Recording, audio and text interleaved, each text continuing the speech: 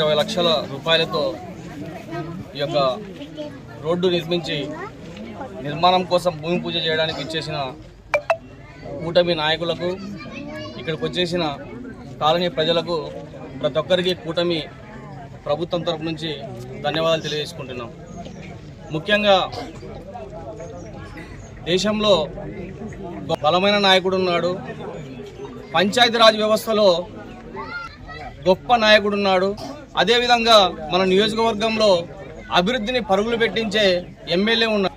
దేశంలో అయితేనేమి, రాష్ట్రంలో అయితేనేమి, గ్రామాల్లో అయితేనేమి సస్యశ్యామలంగా ముందుకు పోతున్నాయి. ముఖ్యంగా రాష్ట్రంలో మొత్తం మీద పల్లె పంచం మొత్తం మీద 2500 కోట్లు ఇస్తే మన రెండో విడతలో 2.0లో ప్రజల మౌలిక సదుపాయాలను దృష్టిలో పెట్టుకొని లేని ఊర్లంటూ కల నెరవేర్చే దిశగా ఈరోజు జనసేన, బీజేపీ, టీడీపీ పార్టీలు ఉమ్మడిగా సంయుక్తంగా కలిసి, కాబట్టి ఇక్కడ ఇందాక చూసాం మన అక్కలు చెల్లెలు అందరూ మాట్లాడారు.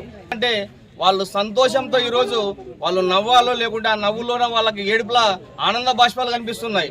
నిజంగా కూడా ఇలాంటి 30 ఏళ్ల చరిత్ర గల కాలనీకి ఇలాంటి దశ జరగడము అదృష్టంగా భావిస్తున్నారు కాలనీ ప్రజలు.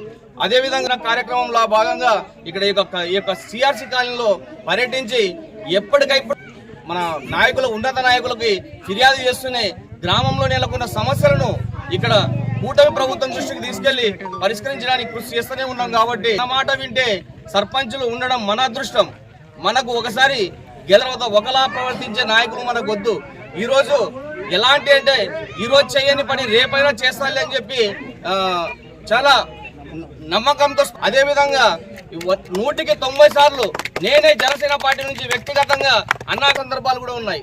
అయితే నేను కొట్లాడింది అన్నతో కాదు, సమస్యతో. కాబట్టి ఇలాంటి సమస్య